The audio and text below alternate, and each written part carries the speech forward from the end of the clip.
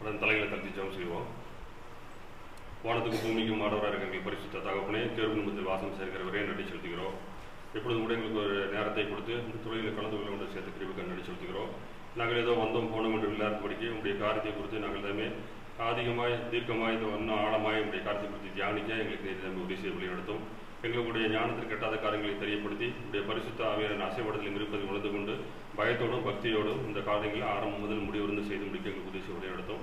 வருவதற்கு ஒவ்வொருவரையும் ஆசீர்வதியும் கர்த்தாவே அவட தடைப்பட்டவங்களுக்காக ஜெபிக்கிறோம். இந்த தொலைவில் கூட எந்த ஒரு இடையும் இல்லாதபடி நல்ல முறையில் நடந்து முடிக்க எங்களுக்கு உதவி செய்ய எடுத்தோம். நீர் கூட சொன்ன வார்த்தையின்படியே சகலத்தை நாங்கள் செய்து முடிக்க உதவி செய்ய எடுத்து விடுமாய் எங்கள் ஆண்டவரும் ரட்சரும் மீட்பருமாய் இருக்கிற இயேசு கிறிஸ்துவின் வல்லமை நாமத்திலே தாழ்மையோடு கேட்கிறோம் ஜீவனுள்ள பரமபிதாவே. ஆமென். மீண்டும் மாணவர்களுக்கு என்னுடைய வாழ்த்துக்களை வணக்கத்தை தெரிவித்துக் கொள்கிறேன்.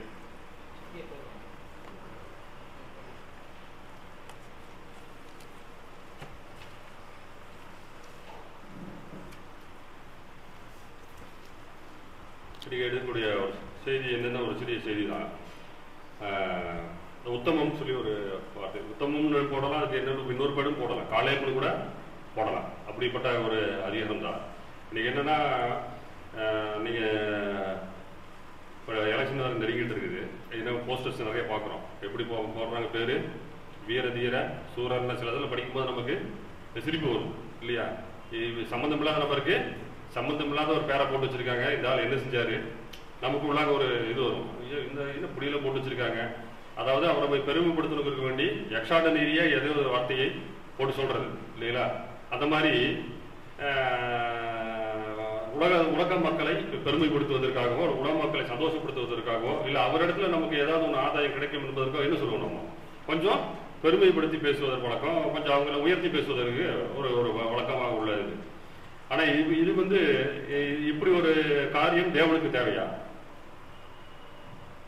ஒருத்தர் உயர்த்தி பேசி அவருக்கு மகிமைப்பட வேண்டியதா இருக்குதா?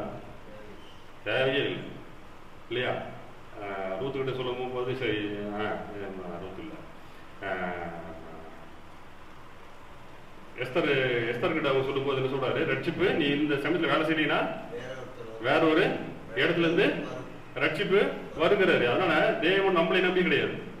நாம இல்லைன்னா யாருங்க, இன்னொருத்தரை தேர்ந்தெடுத்துக் கொண்டு விட்டு அவர் மட்டும் அவருடைய காரியத்தை செய்து கொண்டு போய்கொண்டே இருக்க முடியும். அப்போ இந்த ஒரு கிறிஸ்தவ மக்களுக்கு இருக்க வேண்டிய ஒரு பண்பு நாளை முறையில் என்னாச்சுன்னா அப்படியே கொஞ்சம் கொஞ்சமா இல்லாம போனதாக நாம காண்கிறோம்.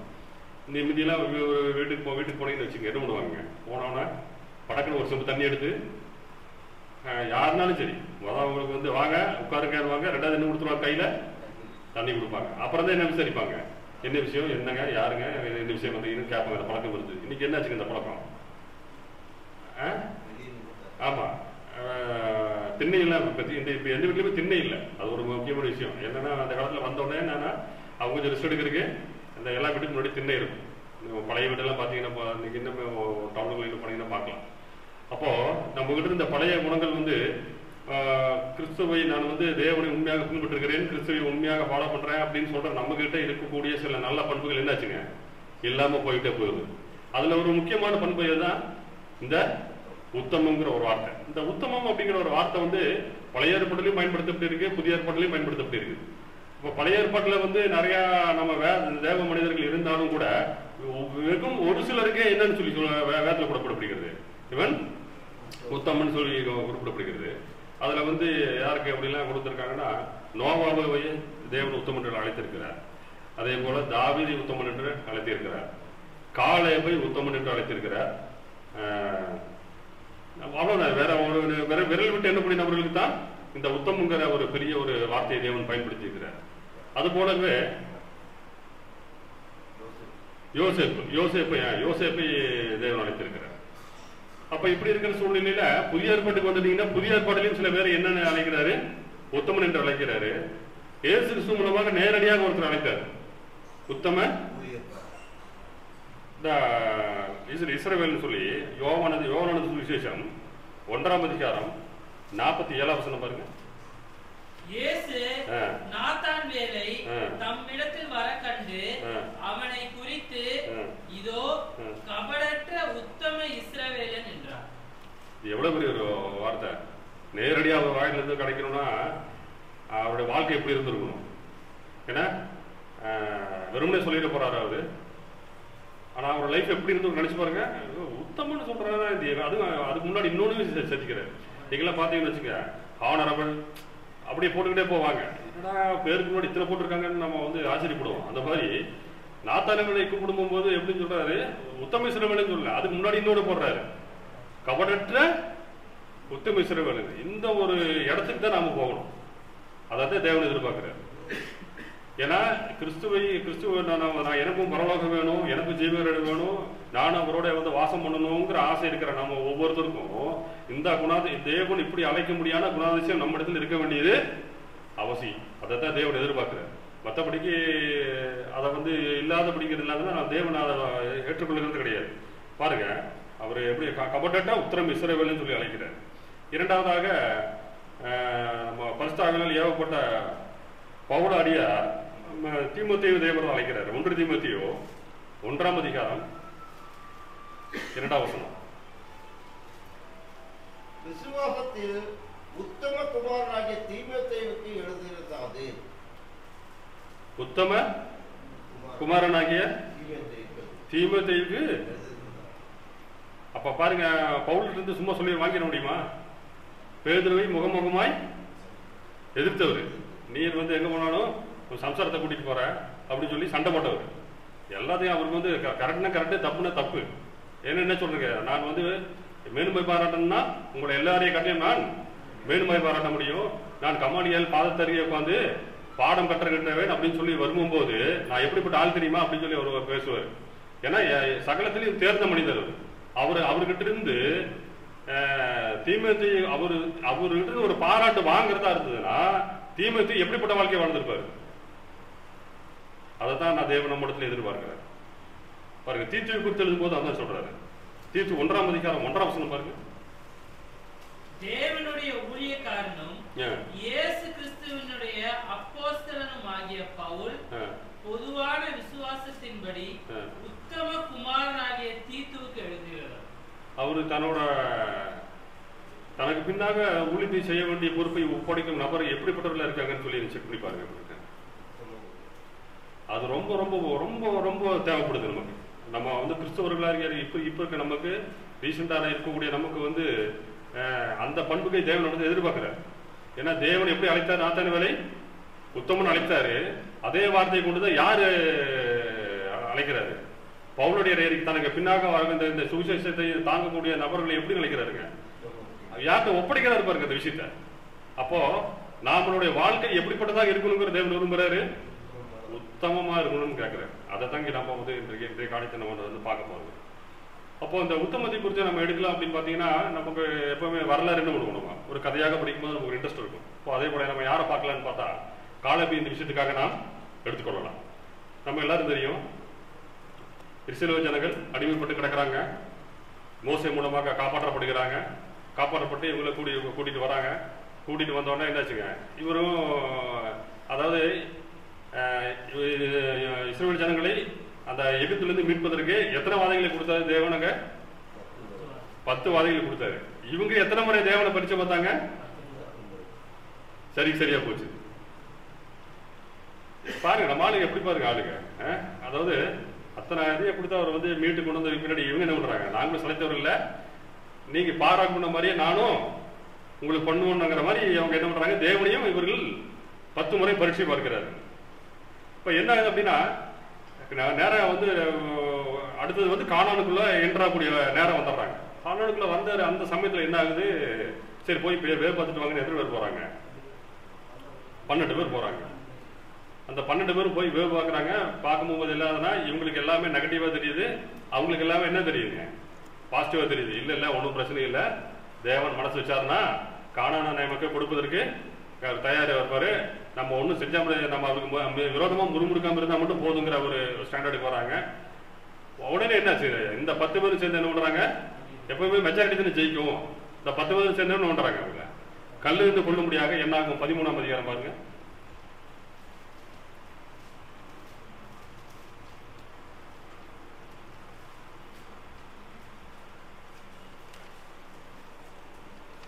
நாம் 13ஆம் அதிகாரத்துல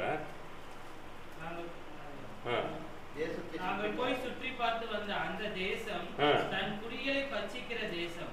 நாங்கள் அதிலே கண்ட ஜனங்கள் எல்லோரும் மிகவும் பெரிய ஆட்கள். அங்கே ராட்சச பிறவியான ஏனோக்கின் குமாரராகிய ராட்சசதரையும் கண்டோம். நாங்கள் எங்கள் பார்வைக்கு வெட்டிகளை போல் இருந்தோம், அவர்கள் பார்வைக்கு அப்படியே இருந்தோம் என்று சொல்லி எப்படி இஸ்ரவேல் புத்திரருக்குள்ளே தாங்கள் சுற்றி பார்த்து அந்த தேசத்தை குறித்து துர்செய்தியை பரம்ப செய்தார்கள். அப்பொழுது சபையார் எல்லாரும் கூக்குரலிட்டு புலம்பினார்கள்.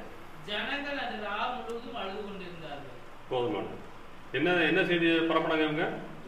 துர்ச்செய்தி. அவங்க நல்ல செய்தியை பரப்புனா இவங்க துர்ச்செய்தி பரப்புறாங்க. துர்ச்செய்தி சீக்கிரமா பரவிடுச்சு. பரவனோட இவர்களுக்கு விரோதமாக கலகம் ஊட்டுறாங்க. கலகம் ஊட்டினோட திரும்ப யார் தலையில வந்து விழுகுதுங்க? மோசையோட தலையில வந்து விழுகுது. ஐயோ திரும்ப இவனுக்கு பண்ண ஆரம்பிச்சிட்டானுன்னு சொல்லிட்டு என்ன பண்றாரு? திரும்பவும் போய் தேவனிடத்துல மன்றாடுகிறாரு. எல்லா டைமும் மன்னிச்சுங்க, அதே மாதிரி இந்த டைம் பண்ணீங்க அப்படின்றாரு. ஆனா என்ன சொல்றாரு? நான் மன்னிச்சிருவேன், ஆனா ஒருத்தன் கூட காணானுக்குள்ள போறது உங்களுக்கு அதான் பனிஷ்மெண்ட். நீ கேட்டுக்கிட்ட, நீ வந்து என் தாசன், நீயும் என் கூட சேர்ந்து அவங்களை கூட்டி வர்றதுக்கு படாதமனு படுற. அதனால உன் வார்த்தை நிமித்தம், நீ கேட்டுக்கொண்டது நிமித்தம் அவர்களை நான் மன்னிக்கிறேன். ஆனா என்னச்சுங்க, கானானுக்குள்ள போக மாட்டாங்க அப்படிங்கிறது பாருங்க. என்ன ஆகும்? 14ஆம் அதிகாரம் 10ஆம் வசனம் பாருங்க. அப்பொழுது அவர்கள் மேல் கல்லெறிய வேண்டும் என்று அப்படி என்ன பண்ணிட்டாங்க அவங்க? நல்ல விஷயம் சொல்றாங்க. நல்ல விஷயம் சொன்னதுக்கு என்ன எடுக்கிறாங்க இவங்க? கல் எடுக்கிறாங்க அவங்க. படிங்க. சபையார் எல்லாரும் சொன்னார்கள். உடனே கர்த்தருடைய மகிமை ஆசாரிப்பு கூடாரத்தில் இஸ்ரவேல் புத்திரர் எல்லோருக்கும் முன்பாக காணப்பட்டது. கர்த்தர் மோசேயை நோக்கி, எதுவரைக்கும் இந்த ஜனங்கள் எனக்கு கோபம் உண்டாக்குவார்கள்? தங்களுக்குள்ளே நான் காட்டின சகல அடையாளங்களையும் அவர்கள் கண்டும் எதுவரைக்கும் என்னை விசுவாசியாது இருப்பார்கள்? நான் அவர்களை கொள்ளை நோயினால் பாதித்து சுதந்திரத்துக்கு புறம்பாக்கி போட்டு அவர்களை பார்க்கிலும் உன்னை பெரிதும் பலத்துமான ஜாதியாக்குவேன் என்றார். இப்படி சொல்லி வராரு. வரும்போது 23 என்னாகும் 22ஆம் அதிகாரம் 23ஆம் வசனம் பாருங்க. 22ஆம் அதிகாரம் என்னாகும் 22. கர்த்தருடைய தூதரானவர் உருவின பட்டயத்தை தம்முடைய கையிலே பிடித்துக் கொண்டு வழியிலே நிற்கிறது. இல்ல அதேதான். என்னாகும் 14ஆம் அதிகாரம் தான் 22 23 பாருங்க. என் மகிமையையும் நான் எகிப்தில் வனாந்திரத்திலே செய்த என் அடையாளங்களையும் கண்டிருந்தும் என் சத்தத்துக்கு செவி கொடாமல் இதனோட 10 முறை என்னை பரீட்சை பார்த்த மனிதரில் ஒருவரும் அவர்கள் பிதாக்களுக்கு நான் ஆணையிட்டு கொடுத்த தேசத்தை காண மாட்டார்கள். எனக்கு கோபம் உண்டாக்கினவர்களில் ஒருவரும் அதை காண மாட்டார்கள். என்ன மூட்டினவர்கள்? அவருக்கு கோபம் மூட்டினவர்கள் அதை காண மாட்டார்கள். நாம தேவனுக்கு கோபம் மூட்டுகிறோமா? வாரத்துக்கு ஒரு முறை, வாரம் 2 முறை, இல்ல தினமும் நம்ம எந்த திசையில் இருக்கோம்? நம்ம தேவனை தான் எடுத்துருப்பாங்க. இந்த குணத்தை எல்லாம் நீக்கி விட்டுட்டு அவரை தேவனுக்கு கோபம் தேவன் கோபம் படியும்படியான செய்யாதபடிக்கு அவரை சந்தோஷப்படுத்துகிறார். அவர் சொல்படி நடக்கிற அவர் பிள்ளைகளை தான் எதிர்பார்க்கிறாருங்க. அவர் எதிர்பார்க்கிறார். அப்படிப்பட்டவர்களுக்கு தான் என்னன்னு ஒரு வார்த்தை கொடுக்குறாரு. உத்தம இஸ்ரவேலன் நாத்தான் மேலே அழைத்தது போலவே நம்மளையும் உத்தமன் என்று அழைக்கும் பட்சத்தில் நமக்கும் அந்த ஜீவகத்தை பெறுவதற்கு நாம் தகுதி இருக்க முடியும். இல்லாத பட்சத்தில் நாம் இருக்கவே முடியாது. அதான் தேவனை ஒருத்தர் எதிர்பார்க்கிறாரு. ஏன்னா அவர் சொல்றாரு இல்லையா, இந்த மாதிரி எனக்கு கோபம் மூட்டினதுனால யாரும் எல்லாம் போக மாட்டாங்க, இவங்க யாருமே உள்ள போறது இல்லை அப்படின்ட்டு அப்படின்னு சொல்லிட்டு தான் என்னன்னு அவர் சொல்றாரு 24ஆம் வசனத்துல, என்னுடைய தாசனாகிய காலேப் வேலையாவி உடையனாய் இருக்கிறபடினாலும் உத்தமமாய் என்னை பின்பற்றி வந்தபடினாலும் அவன் போய் வந்த தேசத்திலே அவனை சேர பண்ணுவேன். அவன் சந்ததியார் சுதந்திரத்துக் கொள்வார்கள். போதுமானது. அங்க வந்து மோசையிட்ட என்ன சொல்லும் போது, எனக்கு கோபம் மூட்டினதுனால் இவர்கள் பிதாவுக்கு ஆணையிட்டு கொடுத்த தேசத்தை இவங்க காண மாட்டான்ட்டார். அதாவது ஏற்கனவே இவங்களுக்கு கொடுக்குற சொல்லியிருந்தப்பா, அதனால இவங்க இனிமே எனக்கு கோபம் பண்ணதுனால இவங்க பார்க்க போறதில்லை அப்படிங்கிறாரு. காலேபுக்கு சொன்ன போகும்போது அவர் உத்தமமாய் பின்பற்றி வந்ததுனால அவர் என்ன சொல்றாரு, என் தாசனாகிய காலேபு என்னை உத்தமமாய் என்னை பின்பற்ற வந்தபடினாலும் அவன் போய் வந்த தேசத்துல எந்த தேசத்துக்கு அவர் போயிட்டு வந்தார்? இப்போ கானான்னு தான் பார்த்துட்டு வர்றாரு போய். அப்ப அவன் போய் வந்த தேசத்திலும் சேர பண்ணுவேன். ஆசீர்வாதம் என்னதுங்க? அவன் இங்க என்னன்னு பாருங்க, உத்தமமாய் பின்பற்றதுனால இவன் சந்ததிக்கு அந்த ஆசீர்வாதம் கிடைச்சிச்சு. இவங்க ரெண்டாவது வந்த முன்னாடி ஜெனரேஷன் வந்து உத்தமமா பின்பற்றதுல என்னாச்சுங்க? அவங்க அப்பாவுக்கு சொன்ன வாக்குத்தை தான் காணா போயிடுச்சு. அப்ப என்ன ஆச்சு அப்படின்னா, இவரு அந்த உத்தமமாய் பின்பற்றக்கூடிய விஷயத்துல எவ்வளவு பெரிய நன்மை இருக்குன்னு பாருங்க. அதுதான் தேவன் சொல்றாரு, நாம உத்தமமா பின்பற்றலையா உனக்கு கொடுத்த வாக்குத்தத்தம் போயிடும். நீ உத்தமமா பின்பற்றினியா உனக்கு கொடுத்த வாக்குத்தத்தம் உனக்கும் இல்லை, எனக்கு உன்னோட சந்ததிக்கும் அது கிடைக்கும் அப்படிங்கிற. அப்போ அந்த உத்தமம் அப்படிங்கிறது ரொம்ப ரொம்ப நம்ம பரிசுத்த வாழ்க்கையில் வாழ்ற அளவுக்கு ரொம்ப ரொம்ப முக்கியமான வாழ்க்கையாக அந்த வார்த்தை உத்தமங்கிறது தேவைப்படுகிறது. இது ஆங்கில வேதாகமத்தில் எடுத்துக்கிட்டீங்கன்னா உத்தமங்கிறது எப்படி அவங்க கொடுத்துருக்காங்கன்னா அதுக்கு வந்து முழுமை அப்படிங்கிற ஒரு காரியத்தை கொடுக்குறாரு. எல்லாத்துலயும் போடணும் எல்லாம். அதாவது ஆவின் கனிகள் சொல்லியா, இச்சடக்கம், பொறுமை, சாந்த குணம் இல்லையா, அன்பு, சந்தோஷம், சமாதானம், இது எல்லாத்துலயுமே அன்புட முழுமை, பொறுமையில முழுமை, இச்சடக்கத்துல முழுமை, இதுல எல்லாத்துலயும் அதெல்லாம் என்னைக்கு முழுமையாகுதோ அப்பதான் என்ன ஒரு வார்த்தையை தேவன் கொடுக்குறாருங்க, உத்தமங்கிறது அப்பதான் வரும். எல்லாவற்றிலும் முழுமை அடைந்த பின்புதான் நமக்கு என்ன பேர் வருதுங்க? உத்தமம்னு பேர் வரும். அந்த உத்தமங்கிற அந்த பெயரை வாங்கணும்னா இத்தனை நமக்கு இருந்தா மட்டும்தான் நாம தேவனை சந்தோஷப்படுத்துகிற இத்தனை காரியத்தை செய்தா மட்டும்தான் தேவன் நம்மளையும் உத்தமன் என்று அழைக்க முடியும். அறகுறையாக இருக்கிற பட்சத்தில் தேவன் நம்மளை உத்தமன் என்று அழைக்கவே மாட்டார். அது அவரு எப்படி நமக்கு இல்லாத போது அழைப்பாரு? ஏன் பாருங்க, ஏற்கனவே தெரியும் நமக்கு அந்த உத்தமத்தில் பாடப்பட்டது சிரமங்கிறது. ஏன்னா எத்தனை பேர் எகிப்து வந்து கிளம்புனாங்க? ஆதியாகமத்துல 6 லட்சம் புருஷர்கள் கிளம்புறாங்கிறது. அதுல எத்தனை பேர் காணாம போனாங்க? ஒரு ஆதியாகமம் யாத்திராகமம் 12ஆம் அதிகாரம் 37ஆம் வசனம் பாருங்க. யாத்திராகமம் 12ஆம் அதிகாரம். இஸ்ரவேல் புத்திரர் காவசேலை விட்டு தேசத்தை விட்டு கால்நடையாய் பிரயாணம் பண்ணி துக்கோத்துக்கு போனார்கள். அவர்கள் பிள்ளைகள் தவிர 6 லட்சம் புருஷராய் இருந்தார்கள். அவரோட கூட பல ஜாதியான ஜனங்கள் அநேகர் போனதும் அன்றி மிகுதியான ஆடு மாடுகள் மிருக ஜீவன்களும் போயிற்று. போதுமானது. எத்தனை பேர் கிளம்புறாங்க? அங்கிருந்து புருஷர்கள் மட்டுமே 6 லட்சம்னு சொல்லப்படுறாங்க. அப்போ தேவன் பாருங்க, அந்த 6 லட்சத்துலயும் எத்தனை பேர் உத்தமமா நடந்திருக்காங்க? ஆனா அவங்களும் கூட தான் வந்தாங்க, அவங்களும் ஜெபம் பண்ணும்போது அவங்களும் எல்லாம் பண்ணாங்க இல்லையா? மோசை கூட வந்து எத்தனை பேர் என் கூட வரீங்கன்னு கேட்பதுன்னு வச்சுங்க, மோசையின் பட்சமாய் கொஞ்சம் பேர் நிக்கத்தான் செஞ்சாங்க இல்லையா? கண்டுக்குட்டி உண்டாக்கும் போது என்னதுங்க அவரு சொல்றாரு, தேவனுக்கு விரோதமாக கோபம் உண்டாதிருங்கள்.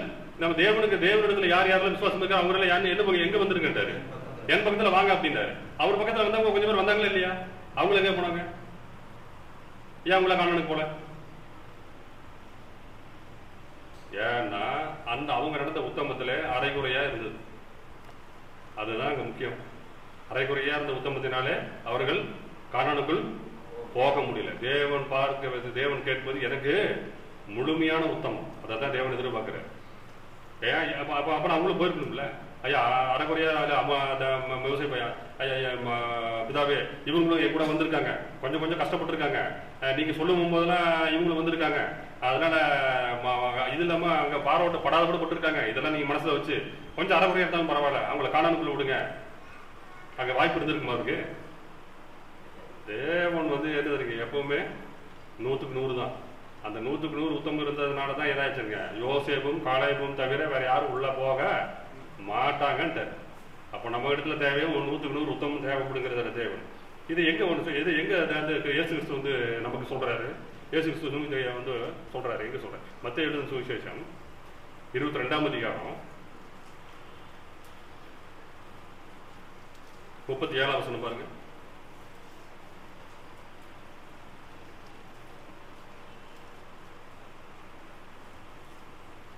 மத்தேயு எழுதின சுவிசேஷம். இயேசு அவனை நோக்கி, தேவனாகிய கர்த்தரிடத்தில் உன் தேவனாகிய கர்த்தரிடத்தில் உன் முழு இருதயத்தோடும் உன் முழு ஆத்துமாவோடும் உன் முழு மனதோடும் அன்பு உருவாயாக. இது முதலாம் பிரதான கற்பனை. போதுமானது.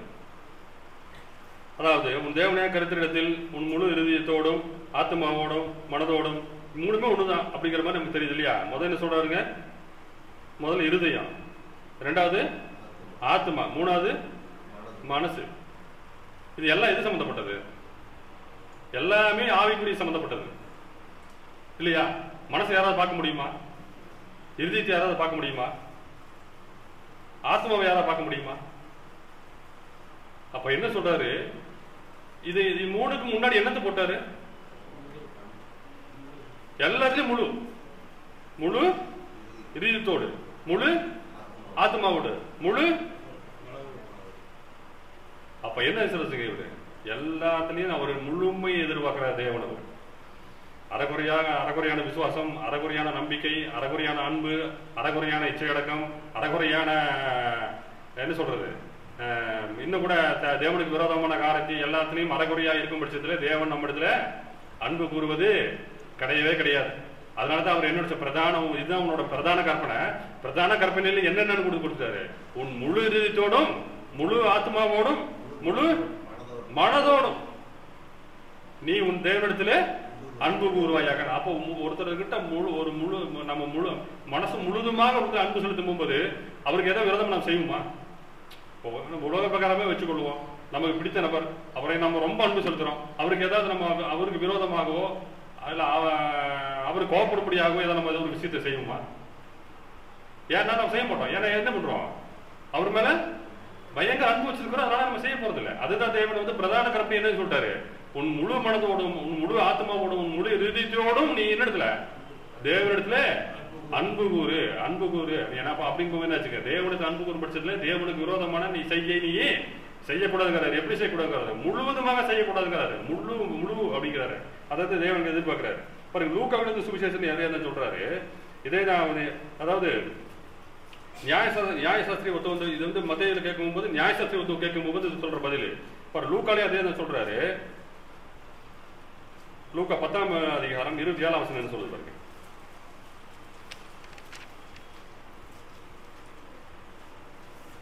அவன் பிரதியுத்தரமாக உன் தேவனாகிய கர்த்தரிடத்தில், அதுக்கு மேல வசனம் பாருங்க. அதற்கு அவர், யார் கேட்கறாரு? அதுக்கு மேல பாருங்க. இது நியாயசாஸ்திரி. நியாயசாஸ்திரி. அப்போது நியாயசாஸ்திரி ஒருவர் எழுந்திருந்து அவரை சோதிக்கும்படி, போதகரே, நித்திய ஜீவனை சுதந்திரித்துக் கொள்ளும்படிக்கு நான் என்ன செய்ய வேண்டும் என்று கேட்டார். அவன் டைரக்டா எங்க போயிடுறாரு? ஆமா, ரட்சிக்கப்படணுங்கிறதும் கேட்கல, நேரம் என்ன கேட்கிறாரு? பரலோகம் போறதுக்கு என்ன செய்யணும்னு கேட்கிறாரு. எடுத்த உடனே இவர் பேசுறதெல்லாம் கேட்டுக்கிட்டு. ஏன்னா அவன் யாருங்க? நியாயசாஸ்திரி. அவனுக்கு கொஞ்சம் விவரம் உள்ள ஆளு. அப்ப என்ன பண்றாரு? இவர் எதையாவது சிக்க வைக்கணும் டெக்னிக்கலா ஒரு கேள்வி கேட்கிறாரு. நான் பரலோகம் போகணும்னா என்ன செய்யணும் அப்படின்னு டைரக்டா கேட்கிறாரு. அதுக்கு இவரு நேரடியான பதில் ஒண்ணு சொல்றாரு. அதற்கு அவர், நியாய பிரமாணத்தில் என்ன எழுதி இருக்கிறது, நீ வாசித்திருக்கிறது என்ன என்றார். அவன் பிரதியுத்தரமாக, உன் தேவனாகிய கர்த்தரிடத்தில் உன் முழு இருதயத்தோடும் உன் முழு ஆத்மாவோடும் உன் முழு பலத்தோடும் உன் முழு சிந்தையோடும் அன்பு கூர்ந்து உன்னிடத்தில் அன்பு கூறுவது போல பிறனிடத்திலும் அன்பு கூறுவாயாக என்று எழுதியிருக்கிறது என்றார். பாத்துக்குங்க. அப்போ பரலோகம் ஒண்ணு என்ன வேணும்? எல்லாத்துலயும் முழுமை வேணும். அரைகுறைய தேவன், அரைகுறையா இருப்பவங்க, அரைகுறையா இருக்கிறவங்களுக்கு நிலைமை என்னன்னா கானான் தேசத்துக்கு போக முடியாதுதான் நிலைமை. அதை தேவன் முன்னதனமாக வச்சுட்டாரு அவர். ஏன்னா எத்தனையோ பேர் மோசையோட சொற்படி கேட்டு நடந்தவங்க தாங்க. ஆனா என்னாச்சுங்க, அந்த முழுமை அவர்களுக்கு இல்லாதனால என்னாச்சு, காலேபும் யோசுவாவும் தவிர வேற யாரும் கானானுக்குள்ள போக முடியல. தேவனை தான் நம்மகிட்ட எதிர்பார்க்கிறார். நம்ம அறகுறை விசுவாசம் தேவனிடத்துல நம்ம கொண்டு போய் சேர்க்க போறது கிடையாது. தேவன் முழுமை எதிர்பார்க்கிறார். அங்கதான் அந்த நியாயசாஸ்திரி கேள்வி கேட்கும்போது டைரக்டா கேட்கிறாரு, நான் பரலோகம் போய் என்ன பண்ணுன்னு கேட்கிறாரு. இவரும் நேரடியான ஒரு பதில சொல்றாரு. என்னங்கிறாரு, நீ போகணும்னா யார் பிரபலத்தில் படிச்சிருக்கிறியா, என்ன சொல்லிருக்கு தெரியுமா? அவருடைய கேட்கிறாரு அந்த கேள்வி. கேட்டு என்ன சொல்றாரு, நீ பரலோகம் ஒண்ணு இதை செய், உன் முழு இதயத்தோடும் உன் முழு பலத்தோடும் உன் முழு இதயத்தோடும் முழு மனதோடும் எல்லாம் முழு, இங்கேயும் எல்லாத்தையும் முன்னாடி முழுப்படு. எல்லாம் முழுமை இல்லாத பட்சத்துல தேவனிடத்தில் நாம் சேர முடியாது. அதாவது தேவனுக்கு கொடுக்கிறாரு. இப்ப பாருங்க, இப்போ தேவனிடத்துல போகக்கூடிய நாம் எல்லாவற்றிலும் முழுமையாக இருக்கும் பட்சத்தில் தான் நமக்கும் என்ன கொடுக்கும், உத்தமங்கிற வார்த்தை கொடுக்கப்படும். சரி, காலேப் அப்படி என்ன பண்ணார் அப்படின்னு பாத்தீங்கன்னா, இந்த இதுக்கு அவரிடத்துல வந்து முதல் இருந்தது இந்த உத்தமத்துல ஒரு பேர் வாங்குறது காரணம் என்ன, விசுவாசம். அவர்கிட்ட இருந்த விசுவாசம் பாருங்க. அந்த உண்மையிலுமே நாமளும் அங்க போயிருந்தா என்னதான் பண்ணிருப்போம், நம்மளை விட ஆஜான பாகமான ஆளு, பெரிய சைஸே எல்லாம் பார்க்கும். நமக்கு என்ன ஒரு நிமிஷம் கருக்குன்னு இருக்கும், எப்படி உள்ள போறது, இவங்களை எப்படி அடிக்கிறது, எப்படி நம்ம இந்த தேசத்தை பிடிக்கிறதுங்கிற ஒரு இதாகும். இவர் பார்த்த ஆளுகளை பார்க்கல, என்ன பார்க்கிறாரு, தேவன் இவ்வளவு ஒரு அருமையான தேசத்தை நமக்கு கொடுக்க போறாரு அப்படிங்கிற அந்த விசுவாசம் அவருக்கு இருக்கு. அதுக்கு முன்னாடி இருக்கிற மனுஷர்களை பார்க்கவே இல்லை. தேவன் எனக்கு கொடுத்த வாக்கு தத்தம். இவங்க பார்த்தது வந்து ஆளுகளை பார்த்தாரு, காலையில என்ன பார்க்கிறாருங்க, தேவன் கொடுத்த வாக்கு தத்தம் தான் அவருக்கு தெரிஞ்சது, அந்த விசுவாசம் தான் அவருக்கு தெரிஞ்சது. மனிதர்களை பார்த்து அவரு பின்வாங்கி போகல. இது பெரிய இந்த தேசத்தை நமக்கு கொடுக்க போறாரு, அந்த விசுவாசம் அவர்களுக்கு இருந்தது. பாருங்க என்ன ஆகும், 14ஆம் அதிகாரம் 8-9 பாருங்க. 8ஆம் அதிகாரம் 9ஆம் வசனம். கர்த்தர் நம்மேல் பிரியமா இருந்தால் அந்த தேசத்திலே நம்மை கொண்டு போய் பாலும் தேனும் ஓடுகிற அந்த தேசத்தை நமக்கு கொடுப்பார். கர்த்தருக்கு விரோதமாக மாத்திரம் கலகம் பண்ணாதீர்கள். அந்த தேசத்தின் ஜனங்களுக்கு நீங்கள் பயப்பட வேண்டியதில்லை. அவர்கள் காத்த நிழல் அவர்களை விட்டு விலகி போயிற்று. கர்த்தர் நம்மோடு இருக்கிறார், அவர்களுக்கு பயப்பட வேண்டியதில்லை என்றார்கள். எவ்வளவு பெரிய விசுவாசம் பாருங்க. அதாவது இப்போ ஒண்ணும் இல்லை, இப்போ நாமளே வந்து ஒரு விஷயத்துக்காக ஒரு 10 பேர் அனுப்புறோம். 10 பேர் போயிட்டு வராங்க. 10 பேர் போயிட்டு வந்ததுக்கு பின்னாடி நம்ம ஒரு 7 பேர் ஒரு விஷயத்தை சொல்றாங்க, 3 பேர் ஒரு விஷயம் சொல்றாங்க. நம்ம எதை நம்புவோம்? இப்போ அதுதான் அங்க பிரச்சனை நடந்தது. ஆனா அதனாலதான் தேவன் என்ன சொல்றாரு, என் தாசனாகிய காலேப் வேற ஆவி, அவங்க கிட்ட இருக்கிறது வேற ஆவி, நீங்க இருக்கிறது வேற ஆவி, அவர்கிட்ட இருக்கிறது வேற ஆவி. அவர் பார்த்தது என்ன பார்த்தாரு, தேவன் கொடுத்த வாக்கு தத்தத்தை மட்டும்தான் அவர் பாக்குறாருங்க, தேசத்தை தான் பாக்குறாரு. அவர் கண்ணுக்கு எப்படி தெரிஞ்சிருக்குன்னா, கிராபிக்ஸ்ல காமிக்கணும்னா தேசம் மட்டும் இருந்திருக்கும், அந்த மனுஷருக்கு மறைஞ்சு போன மாதிரி பார்த்திருப்பாரு, செழுமையா அப்படி பார்த்திருப்பாரு. இவனுக்கு ஒரு ஆளே இல்லை அப்படிங்கிற மாதிரி அவரோட கண் பார்வைக்கு அப்படியும் தெரிஞ்சிருக்கும். மனிதர்கள் மறைந்திருப்பார்கள், அந்த செழிப்பான தேசம் தான் அவரோட கண்ணுக்கு தெரிஞ்சிருக்கும். பாருங்க எவ்வளவு பெரிய விசுவாசம் பாருங்க. 10 பேர் வந்து நெகட்டிவான ஒரு ரிப்போர்ட் கொடுக்குறாங்க.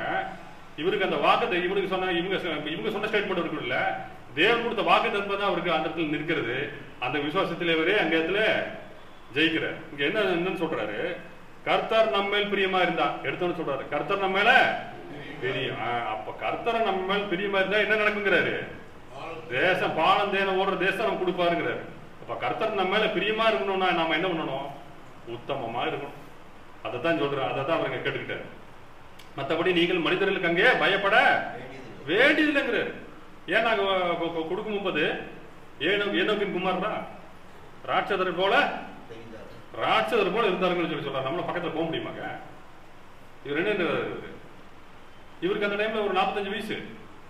இந்த டைம் காலேஜுக்கு 45 வயசு. இந்த சமயத்துல சம்பவம் நடக்கிற சமயத்துல அப்படின்னு ஏறக்குறைய நடுத்தர வயதாயிருச்சு. அவரு வாலிபன் கூட கிடையாது. அவர் என்ன பண்றாரு, அவருக்கு ஏப்பா நீ மனுஷங்களுக்கு பயப்படாதீங்கிற, ஒன்னும் பிரச்சனை இல்லை. கர்த்தர் நம்ம பிரியா இருந்தா அந்த தேசம் நம்ம கொடுப்பாரு, அவங்க நமக்கு இரையாவார்கள். எவ்வளவு பெரிய விசுவாசம் பாருங்க. சூழ்நிலை ஏதாவது அது நடக்குங்கிறதுக்கான சாத்தியக்கூறுகளே இல்லாத சமயத்துல எப்படி சொல்றாரு அவரு, பயப்படாதீங்கிறாரு. அந்த விசுவாசம் எவ்வளவு பெரிய விசுவாசம் பாருங்க. அதான் தேவன் அந்த இடத்துல எதிர்பார்க்கிறாரு அவர். ஏன்னா அவர் மற்றவர்களை புறக்கண்களால் பார்த்தார்கள். இவர் என்ன பண்ணாருங்க, தனக்கு கொடுத்த வேற ஆவினாலே தன்னுடைய அகக்கண்களால் அந்த வாக்கு தத்துவத்தை தான் பார்க்கிறாரு. பாருங்க சங்கீதம் 107:27 என்ன நமக்கு சொல்லுது அது குறித்து.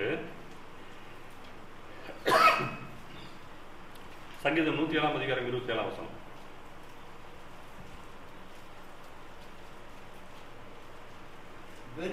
வெறித்தவனை போல் அழைத்து தடுமாறுகிறார்கள், அவர்களுடைய ஞானமெல்லாம் முழுகி போகிறது. சங்கீதம் 107ஆம் அதிகாரம் 27ஆம் வசனம்.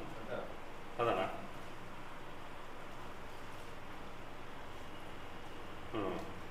என்ன விஷயம்னா, அது விசுவாச விஷயத்திலே நாம் தடுமாறுகிறவர்களாக இருக்க கூடாதுங்கிறத தேவனுக்கு எதிர்பார்க்கிறார்.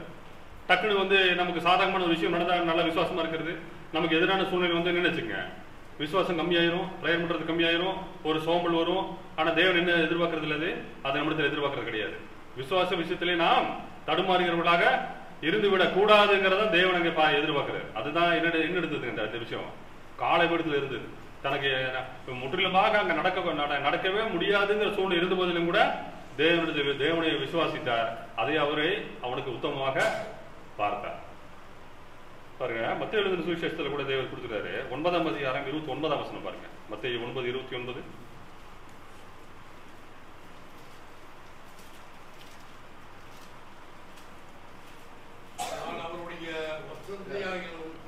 மத்தேயு 9ஆம் அதிகாரம் 29ஆம் வசனம். அப்பொழுது அவருடைய கண்களை அவர் தொட்டு, உங்கள் விசுவாசத்தின்படி உங்களுக்கு ஆக கடவுது என்றார். என்னட்டாருங்க? என் வல்லமையானால் அப்படின்னு சொன்னாரா? கண்களை தொட்டு உன் விசுவாசத்தின்படி உனக்கு. அப்ப நமக்கு எந்த அளவுக்கு விசுவாசம் இருக்கிறதுன்னு பாருங்க, அந்த அளவுக்கு தான் நமக்கும் நடத்துவாரு. அதான் சொல்றாரு அவர். கிறிஸ்துவ சொல்றாரு, கண்களை தொட்டு சுகமாக்கி உன் விசுவாசத்தின்படி உனக்கு ஆக கடவுள். இப்ப நமக்கு எந்த அளவுக்கு விசுவாசம் இருக்குன்னு நாம இந்த இடத்துல பாத்துக்குவோம். அதே பாருங்க, மத்தேயு 21ஆம் அதிகாரம் 22ஆம் வசனம் பாருங்க.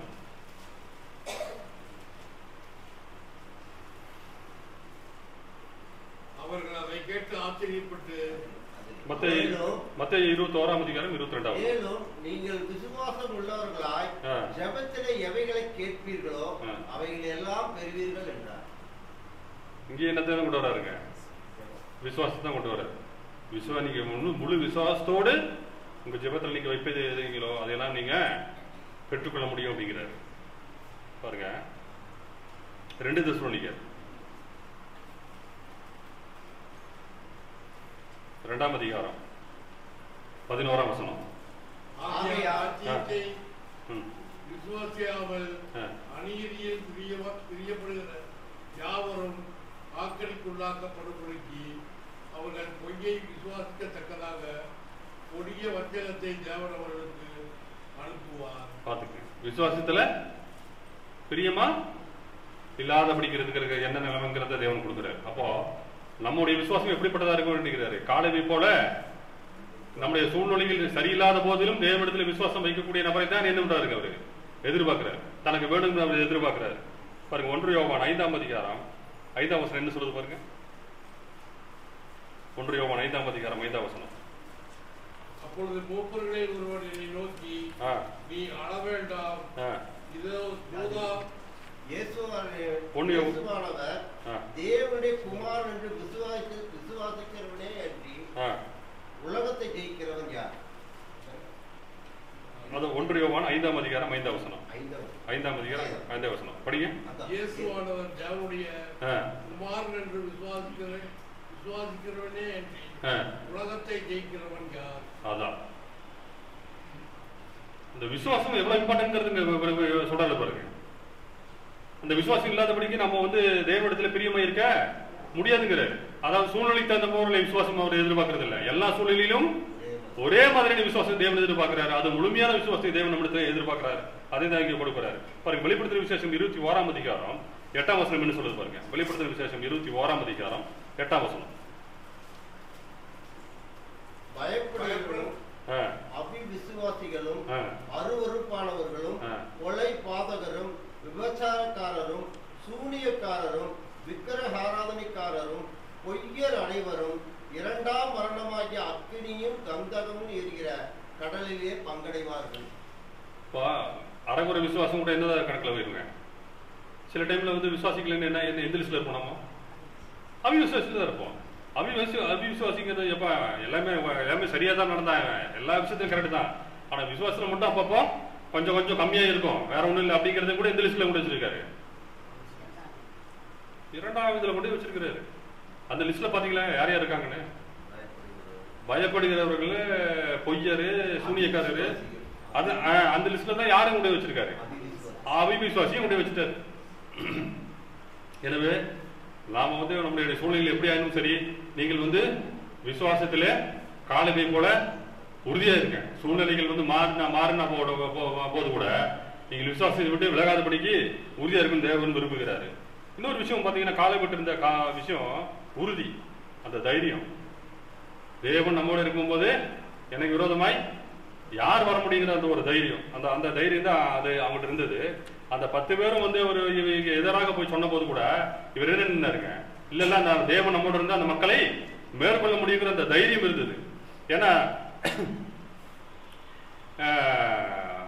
அதாவது காலேபுக்கு மோசேக்கு பிற்பாடு வழிநடத்தக்கூடிய தகுதி யாருக்கு கிடைச்சது? யோசுவாவுக்கு கிடைச்சது. இது நம்மளுக்கு தெரியும் இல்லையா? நீங்க வந்து சிலர்லாம் பாத்தீங்கன்னா இன்னும் கூட அந்த பத்திரிகையில வந்து பேர் வந்து உங்க பேர் வந்து முத இடத்துல இல்லாம ஒரு 4வது இடத்துக்கு போயிடுச்சுன்னு வச்சுக்கோங்க, அது என்ன ஆகுங்க? பெரிய பிரச்சனையாகும். எப்படி பத்திரிகையில என் பேரு, பத்திரிகையில பேருங்கிறது பெரிய விஷயம், ஆனா என் பேர் எப்படி என் பேர் 4வது இடத்துக்கு போச்சு, நம்ம சண்டை வருவோம் வராதா? இப்போ இந்த வாக்கிய தேவ வார்த்தைகள் எல்லாம் எப்படி தேவ மனிதர்களால் ஏவப்பட்டு எழுதப்பட்டது, அது ஒத்துக்கிறோம் இல்லையா? தேவன் வந்து இந்த யோசேப்பை குறித்தும் காலேபை குறித்தும் எழுதும் போதெல்லாம் என்ன பண்றாரு? எப்பவுமே காலேபத்தை முன்னாடி போடுறாரு. வழிநடத்தினதை விட யோசுவாவா இருக்கலாம், ஆனா இது அந்த பத்திரிகையில போட்ட மாதிரி வேதத்துல யாரோட பேர் முதல்ல வருதுங்க? எப்பவுமே காலேபு தான் வர்றாரு. அப்ப பாருங்க, ஒரு பேரை முன்னாடி வந்து இப்போ நம்ம வந்து நீங்க வீட்டுல எல்லாம் பார்த்து வச்சு டக்குன்னு இப்போ இந்த மாதிரி ஒரு ஃபங்க்ஷன் இருக்கு, எல்லாத்தையும் கூப்பிடணும், யார் யாருக்கு அழைப்பு வைக்கிறது தெரியல, அந்த லிஸ்ட் எடுக்க அப்படின்னு படக்கணும், நமக்கு டக்குன்னு நமக்கு எழுதுவோம், நமக்கு டக்குன்னு உடனே ஞாபகத்துக்கு வர யாரோ அவங்க பேர்ல வரிசை எழுதுவோம். அந்த மாதிரி வேதத்துல வந்து ஒரு விஷயத்தை குறித்து தேவன் வந்து வெளிப்படுத்துறாரு, வெளிப்படுத்தினா எழுது அப்படின்னு யாரோட வார்த்தை முதல் வருது? காலேபு. என்னாகும் 13ஆம் அதிகாரம் 30ஆம் வசனம் பாருங்க. அப்பொழுது காலேபு மோசேக்கு முன்பாக ஜனங்களை அமர்த்தி, நாம் உடனே போய் அதை சுதந்திரித்துக் கொள்வோம், நாம் அதை எளிதாய் ஜெயித்துக் கொள்ளலாம் என்றார். போதுமானது. இன்னொன்னு பாருங்க, அது என்னாகும் 14ஆம் அதிகாரம் 30ஆம் வசனம் பாருங்க. எப்புனேயின் குமாரன் காலேபும் நூனின் குமாரன் யோசுவாவும் தவிர மற்றவர்களாகிய நீங்கள் நான் உங்களை குடியேற்றுவேன் என்று ஆணையிட்டு கொடுத்த தேசத்தில் பிரவேசிப்பதில்லை. கர்த்தர் சொல்லும்போது யாருடைய வார்த்தையை முன்னாடி போடுறாரு? காலேபை கொடுறாரு முன்னாடி எப்பவுமே. அப்போ நினைச்சு பாருங்க, அவருடைய வாழ்க்கை தேவனுக்கு முன்பாக. இப்போ நியாயப்படி பார்த்தீங்கன்னா மோசேவே வந்து என்ன பண்றாரு? அவர் வந்து என்ன செய்ய சிநேகிதன் போல இருந்தாரு, என் கூடவே இருந்தாரு. மோசேக்கு வெளிப்படுத்துற மாதிரி தன்னை வெளிப்படுத்தினது ஒருத்தருக்குமே கிடையாது இல்லையா? கூட்டிட்டு போய் பேசுனது பிடிச்சிருந்து என்ன டெய்லி ஃப்ரெண்டு வந்து பேசுற மாதிரி பேசிட்டு போறாரு அவர்கிட்ட. அவருக்கு கூட என்ன கிடைக்கலீங்க? காணாடு கிடைக்கல. ஆனா தேவன் வந்து காலேபை கூட சொல்லும் போது என்ன சொல்றாரு? எப்புனேயின் குமாரனாகிய காலேபும் நூனின் குமாரனாகிய, ஆமா அவங்க அப்பா பேரையும் சொல்லி போடுறாரு. ஏன்னா வேற யாராவது காலேபு இருந்தா காலேபுன்னு சொல்லிட்டு என்ன யாரு எந்த காலேபுன்னு தெரியாது. நான் என்ன சொல்றாரு அப்படியே அப்பா இங்க சொல்லும் போது என்னங்கிறாரு, மோசேக்கு சொல்லும் போது அவர் எவ்வளவு தூரம் ஞாபகம் வச்சிருக்காரு பாருங்க. அவரை நம்ம தாத்தாவோட அப்பா பேர் என்ன தெரியாது, நம்ம தாத்தா வரைக்கும் தெரியும், தாத்தாவோட அப்பா பேரு தெரியாது. ஆனா தேவன் வந்து காலேபை கூட சொல்லும் போது காலேபும் யோசுவாவும் சொல்லல, அவன் என்னன்னு சொல்லி சொல்றாரு? அப்பனா அவங்க 2 பேரும் தேவன் அவங்க தாத்தா பேரும் அவங்க அப்பா பேரை சொல்ற அளவுக்கு ஞாபகத்துல வச்சு அவங்க வரணும் அப்படின்னா அவங்க எப்படி இருந்திருப்பாங்க? அவங்க வாழ்க்கை எப்படி இருந்திருக்கு பாருங்க. அதான் தேவன் நம்மளத்துல எதிர்பார்க்கிறேன். நாத்தாலே உத்தம இஸ்ரவேல்னு சொன்னார் இல்லையா, நம்மளை பார்த்து அந்த அளவுக்கு சொல்ற அளவுக்கு தகுதியான வாழ்க்கை நம்மகிட்ட இருக்குதா? அதான் தேவன் நம்மளை எதிர்பார்க்கிறேன். அதே என்னாகும் 32ஆம் அதிகாரம் 11ஆம் வசனம் பாருங்க. என்னாகும் 32:11.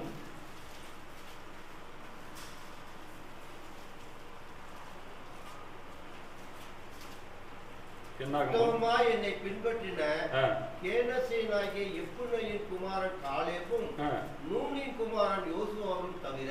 இந்த இடத்துல இன்னொரு இடத்துல சரி நீங்க கூட சொல்லலாம், முதல் இடத்துல பிரிண்ட் மாறிடுச்சு, 2வது பிரிண்ட் அப்படின்னா 2வது பிரிண்ட்ல அதே தான். தேவன் மறக்கிறவராரு? மறக்கிறவர் கிடையாது. இந்த 2வது சமயத்துல போடும்போது என்ன சொல்றாரு? காலையில் போடப்பா ஏப்பா பயங்கர தைரியசாலி, அவன் திடமனதா இருக்கிற ஆளு, அவன் பயங்கர விசுவாசம் பண்ண ஆளு, அவன் உறுதியா இருக்கிற ஆளு, அவன் போடு முன்னாடி போடு. நினைச்சு பாருங்க, அந்த லிஸ்ட்ல வந்து இவரோட பேர் முன்னாடி வருதுன்னா எவ்வளவு பெரிய விஷயம் அது. அதாவது 6 லட்சம் புருஷர்கள், 6 லட்சம் புருஷர்ல 2 பேர், அந்த 2 பேர்ல யாரோட பேர் முன்னாடி இருக்குது? காலேப். அப்ப பாருங்க எவ்வளவு பெரிய ஒரு அவர் எவ்வளவு ஒரு உறுதியா அந்த தேவனுக்காக நின்று பாருங்க. அதைத்தான் தேவன் நம்மிடத்துல எதிர்பார்க்கிறார், அந்த தைரியம், உறுதி. அந்த பாருங்க மோசைக்கிறத கலக்கம் கொண்டு போகும்போது யார் போய் முன்னாடி அமர்த்தரா? காலேப் தான் போறாரு. அவன் அமைதியா இருக்கு நீங்க எல்லாருங்கிறாரு. அந்த உறுதி, திடம், விசுவாசம், நம்பிக்கை, இது எல்லாம் சேர்ந்ததான் என்ன நம்ம பேர் கிடைக்குதுங்க, உத்தமம்னு கிடைக்குது. அந்த இதுல எல்லாத்துலயும் அரைகுறையான விஷயம் இல்லை, இது எல்லாத்திலும் முழுமையான விஷயம் இருந்தா மட்டும்தான் உத்தமங்கிற ஒரு பேர் நமக்கு கிடைக்கும். இல்லாத பட்சத்தில் தேவன் எதிர்பார்க்க முடியாது. இவ்வளவு பெரிய தைரியசாலியா தேவன் அவர் தேர்ந்தெடுக்கிறாரு. அவன் அந்த தேவனுக்காக நிற்கக்கூடிய மனிதனை அவர் வந்து அவ்வளவு தூரம் அவர் பெருமைப்படுத்துகிறாரு. மத்தேயு 16ஆம் அதிகாரம் 16ஆம் வசனம் பாருங்க.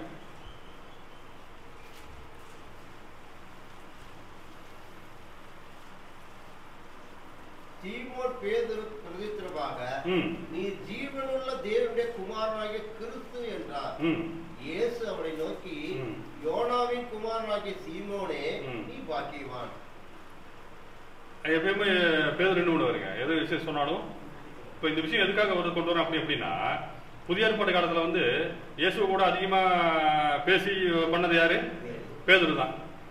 பயங்கர இவங்க என்னன்னாலும் சரி நாங்க மூய் விட்டு போகவே மாட்டோம். நாங்க படக்குன்னு வந்தாங்க போர்ஸ் அவர்கள், எங்க போனாங்க? எல்லாரும் எல்லாம் ஓடிட்டாங்க. ஓடினதுக்கு பின்னாடி இயேசு கிறிஸ்து என்ன பண்றாங்க, பிடிச்சிட்டு போயிடுறாங்க. பிடிச்சிட்டு போனா என்ன பண்றாங்க, இவரும் எதை செய்ய போறாங்கன்னு பாக்குறதுக்காக இவரும் என்ன பண்றாரு, சற்று தூரம் பின்னாடி என்ன பண்றாருங்க, ஃபாலோ பண்ணிட்டு போறாரு.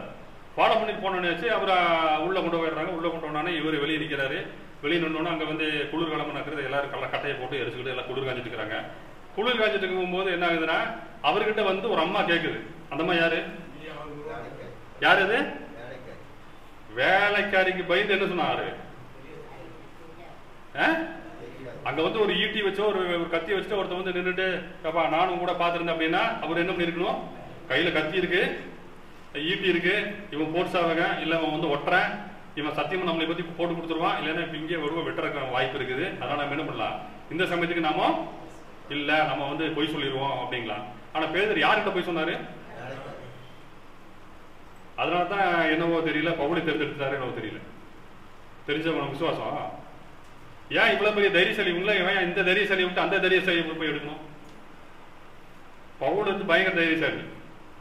ஏன்னா அவர் தேர்ந்தெடுக்கும் போது இவர் யாருக்காக தேர்ந்தெடுத்தேன்னு சொல்றாரு, ராஜாக்களுக்கு முன்பாகவும் மந்திரிக்கு முன்பாகவும் இவர் என்னை குறித்து சுவிசேஷம் சொல்ல வேண்டி இருக்கிறது, அதனால பவுலை நான் தேர்ந்தெடுத்தேன் அப்படிங்கிறாரு. தேர்ந்தெடுக்கும் போதே பவுலுக்கு பட்டம் கொடுத்தா தேவன் தேர்ந்தெடுக்கிறாரு.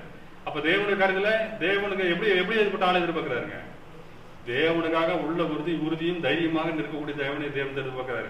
அந்த தைரியத்திலும் அறகுறை தைரியமா இருக்கிற பேதுருவை போல இல்லை, முழு தைரியம் இருந்தா மட்டும்தான் என்னன்னு கிடைக்கும், நமக்கு உத்தமங்கிற பேர் கிடைக்கும். அங்க விட்டு ஓடி போனாங்க. இவர் யார்கிட்ட போய் சொன்னாரு, ஒரு வேலைக்காரிக்கு போயிட்டு வேலைக்காரி கிட்ட, வேலைக்காரி ஆமாமா அப்படித்தாமா என்னமாப்பா போமாந்திய அப்படின்னு கூட என்ன ஆயிருக்கும், ஒரு இது கிடைச்சிருக்கு இவருக்கு. ஆனா என்னாச்சுங்க, ஒரு வேலைக்காரி வந்து நீ அவரோட சேர்ந்து இருக்கிறது பார்த்தேன் தெரிஞ்சோன்னு என்னாச்சு, ஒரு வேலைக்காரி கிட்ட கூட ஒரு பொய் சொல்லக்கூடிய நிலைமை போயிருச்சு, தைரியம் இல்லாத போயிருச்சு. பாருங்க யோவான் சுவிசேஷம் 21ஆம் அதிகாரம் பாருங்க, யோவான் 18ஆம் அதிகாரம், யோவான் 18ஆம் அதிகாரம் 19ஆம் வசனம் பாருங்க. ஆசாரியார் இயேசுவினிடத்தில் அவருடைய சீசரை குறித்து போதகத்தை குறித்து விசாரித்தார். யோவான் சுவிசேஷம் 18ஆம் அதிகாரம் 19ஆம் வசனம். அதானா அப்படிங்க. பிரதான ஆசாரியர் இயேசுவினிடத்தில் அவருடைய சீசரை குறித்து போதகத்தை குறித்து விசாரித்தார். இயேசு அவனுக்கு பிரதியுத்தரமாக, அத பேதுரு வந்து காதை வெட்டுற சீன் வருது அதுல 16 தான். 16 அப்படிங்க. அதான் என்னாச்சுன்னா சேவகர் வந்து பிடிக்க வந்த உடனே ஆசாரியனுடைய வேலைக்காரரின் பேதுரு சாதார வெட்டினவனுக்கு இனத்தாலாகிய ஒருவன் அவனை நோக்கி, நான் உன்னை அவனோட கூட தோட்டத்தில் காணவில்லையா என்றான். அப்பொழுது பேதுரு போதுமானது. என்னன்னா முதல்ல இருந்த தைரியம் பின்னாடி எங்க போயிடுச்சுங்க, காண போயிருச்சு. முதல்ல இந்த தைரியம் காண போயிருச்சு. என்ன நினைச்சா என்னன்னா, இந்த சம்பவம் நடந்ததுக்கு முன்னாடி பழையபடி எங்க போயிட்டாங்க? எல்லாம் பழையபடி மீன்பிடி போயிட்டாங்க. அவ்வளவுதான் விசுவாசம். இந்த மாதிரி விசுவாசம் தேவன் நம்மிடத்துல எதிர்பார்க்கறது கிடையாது. இந்த மாதிரி ஒரு உறுதி, இந்த மாதிரி ஒரு தைரியம் இருக்கிறது கிடையாது. ஒண்ணும் இல்ல, இயேசு சிலுவையில் அரைஞ்சிடறாங்க. அரைஞ்சதுக்கு முன்னாடி இந்த தெரிந்து கொடுத்த அந்த 12 அப்போஸ்தலர்ல ஒருத்தர் போயிட்டாரு. இந்த 11 அப்போஸ்தலர் யாரோ போனாங்களா வாங்குறதுக்கு? போகல. போனா நம்மளே முடிச்சு அடிச்சிருவாங்க, வெட்டிடுவாங்கன்னு சொல்லி போகல. அவங்களோட விசுவாசம் அவ்வளவுதான். ஆனா அந்த மாதிரி விசுவாசம், அரைகுறை விசுவாசம் தேவன் நம்ம இடத்துல எதிர்பார்க்கறது கிடையாது. அதனாலதான் ஒரு பிற்காலத்துல வந்து சரி போதும், இவங்க எந்த அளவுக்கு இருப்பாங்க தெரிஞ்சுக்கிட்டு என்ன பண்றாருங்க, இல்ல வேற ஆளை நான் எடுத்துக்கிறேன் என்னாச்சு. எப்பவுமே தேவன் ஆல்டர்னேட்டு வச்சுக்கிட்டு தான் இருப்பாரு. நம்மளை நம்பி அவர் கிடையாது. பாக்குறாரு, நிருபத்தை வாங்கிட்டு போற எங்க போறாரு? நிருபத்தை வாங்கிட்டு வேகமா குதிரையில போறாரு. ரைட்டு, வா, நீ தான் எனக்கு தேவை அப்படின்னு நம்புறாரு. பவுலே பவுலே ஏன் என்னை துன்பப்படுத்துகிறார், முள்ளில் உதைக்கிறது உனக்கு கடினமா இருக்குதா அப்படின்னு சொல்லி கேட்கிறாரு. அப்பதான் வராரு, அங்க அவரு ரட்சிக்கப்படி அவர் தெரிந்து கொள்கிறார். அது பின்னாடி பார்க்கலாம். பவுலோட பிரயாணம் பயங்கரமான பிரயாணமா இருக்கு. அதாவது ஒரு முறை கப்பல் பிரயாணம் பண்றாங்க. கப்பல் பிரயாணம் இனி தப்பி பிழைப்போம் என்கிற நம்பிக்கை எங்களுக்கு அவ்வளவுதான் அற்று போயிட்டு, ஆனாலும் மரித்தோரை எழுப்பத்தக்க தேவன் அங்க ஒரு வார்த்தை போறாரு பாருங்க. அதாவது தேவனங்களை காப்பாற்றுவார்னு கூட பரவாயில்ல, என்னன்னு சொல்ல அதுக்கு முன்னாடி சொல்றாரு அந்த வசனத்தை, மருத்துவரை எழுப்பக்கூடிய தேவன் எங்களை மறுபடியும் ஏதோ ஒரு ரட்சிப்பார் சொல்லி. அப்ப என்ன என்னை நான் மரணம் அடைந்தாலும் என்னை உயிர்ப்பிக்கிற தேவன் என்னோட இருக்கிறாருங்கிற நம்பிக்கை அவ்வளவுதான். இனி வந்து தப்பி பிழைப்புங்கிற இது போச்சு, அற்று போயிருச்சுட்டாரு, முடிச்சு எங்க சாப்டர் முடிஞ்சது. ஆனாலும் மரித்தோரை பிழைக்கத்தை எழுப்பத்தக்க தேவன் எங்களை தப்பி வைக்க வல்லவரா இருக்கன்னு சொன்னோடனே அப்ப அந்த பாருங்க எப்படிப்பட்ட ஆளா அவர் செலக்ட் பண்ணிட்டு பாருங்க. பவுல் சாதாரண ஆள் அவரு. அப்ப தேவன் செலக்ஷன் பண்ணது எப்படி பண்ணியிருக்காரு பாருங்க. தைரியமான ஆளு, உறுதியான ஆளு, விசுவாசமான ஆளு, இப்படிப்பட்டவர்களை தான் தேவன் எப்படி அழைக்கிறாரு? உத்தமம்னு அழைக்கிறாரு. இந்த இடத்துக்கு போறது கொஞ்சம் கஷ்டமான காரியம் தான். ஆனா அந்த இடத்துக்கு நம்ம போகாத பட்சத்துல ஜீவன் இடத்துக்கு நாம வர முடியாது, ரொம்ப கஷ்டம். தேவன் எதிர்பார்க்கிறாரு சகலத்திலையும் முழுமையா இருக்கிறார். அதை தான் அவர் சொல்றாரு, உன் தேவனாக கருத்தெடுத்து உன் முழு இதயத்தோடும், உன் முழு பலத்தோடும், உன் முழு சிந்தனையோடும், உன் முழு இருதயத்தோடும் எல்லாமே என்னங்கிறாருங்க, முழு எல்லாம் முழுமையா இருக்கும் பட்சத்துலதான் நம்ம அந்த உத்தமங்கிற பேர் நமக்கு கிடைக்கும். எனவே அதுல ரொம்ப நம்ம ரொம்ப ஜாக்கிரதையாக நடந்து கொள்ளுங்க. பாருங்க 1 நாளாகவும் 28ஆம் அதிகாரம் 20ஆம் வசனம் என்ன சொல்லுது பாருங்க.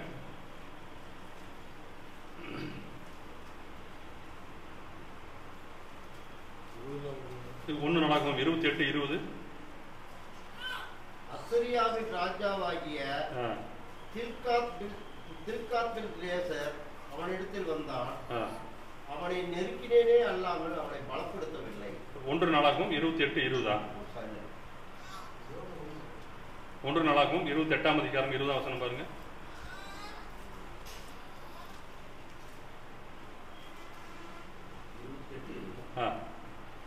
தாவீது தன் குமாரனாகிய சாலமோனை நோக்கி, நீ பலம் கொண்டு தைரியமாய் இருந்து இதை நடப்பி, நீ பயப்படாமலும் கலங்காமலும் இரு.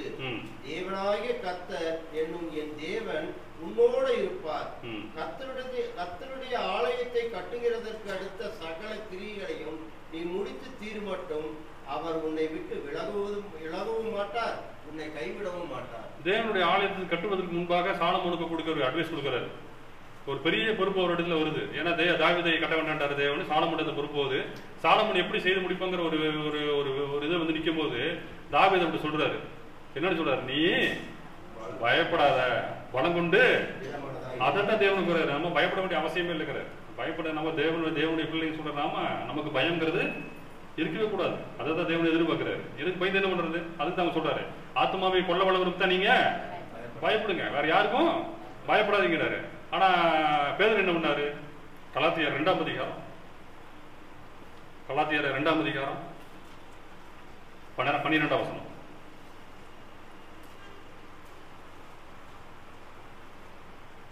எப்படி எனில் யாக்கோபினிடத்திலிருந்து சிலர் வருகிறதற்கு முன்னே அவன் புறஜாதியாருடனே சாப்பிட்டான். அவர்கள் வந்த போதோ விருத்த சேதனம் உள்ளவர்களுக்கு பயந்து விலகி போனான், விலகி பிரிந்தான்.